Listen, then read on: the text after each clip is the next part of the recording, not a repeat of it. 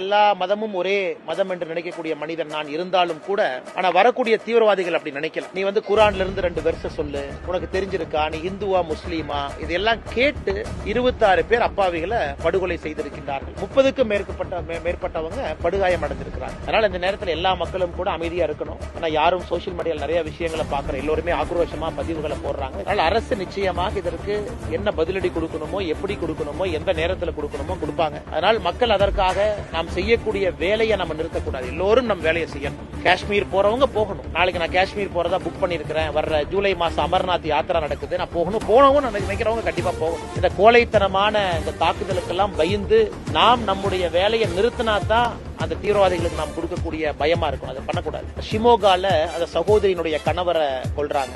அந்த சகோதரி இன்னைக்கு பேட்டி என்ன கொடுத்திருக்காங்கன்னா, கொன்னுட்டு அவங்க கேட்கறாங்க, என் கணவரை கொன்னுட்ட, என்னையும் கொன்று, என் பையனையும் கொன்று, எங்களையே உயிரோட விட்டு வைக்கிறேன். அதுக்கு அந்த தீவிரவாதி சொல்றா, இல்ல மோடிட்ட போய் நான் கொன்னன்னு சொன்ன அப்படின்னு. அதே போல பேட்டி கொடுக்கக்கூடிய பல பேர் சொல்றாங்க, லைனா நிக்க வச்சு இஸ்லாமிக் குரான் வெர்ஸ் கேட்கறாங்க. சொல்லாதவங்கள 3 புல்லட் தலையில் 1 காதுல சொல்றாங்க. சொல்றதை வச்சு நம்ம சொல்றோம். அவங்களை காப்பாத்த வந்தது அங்க இருக்கக்கூடிய இஸ்லாமிய சகோதரர்கள் தான். பெகல்காம்ல இந்த அட்டாக் நடந்த பிறகு பாத்தீங்கன்னா, அது குறிப்பா பெகல்காம்ல இருந்து 3 கிலோமீட்டர் அந்த பகுதியில முதல் கட்ட சிகிச்சை உடனடியா வந்தது அங்க இருக்கக்கூடிய இஸ்லாமிய சொந்தங்கள் தான் வந்தாங்க. அதனால் நாம் இதுல திரும்ப சொல்லுவது தீவிரவாதிகளுடைய மனநிலையை சொல்றோம். நமக்குள்ள நாம் இஸ்லாம் இந்து எல்லாம் சமம் தான், ஒன்றுதான், நமக்குள்ள வேற்றுமை இல்லை என்றால் நினைத்தாலும் கூட தீவிரவாதிகள் மதத்தின் அடிப்படையில் தான் தீவிரவாதம் செய்யறாங்க.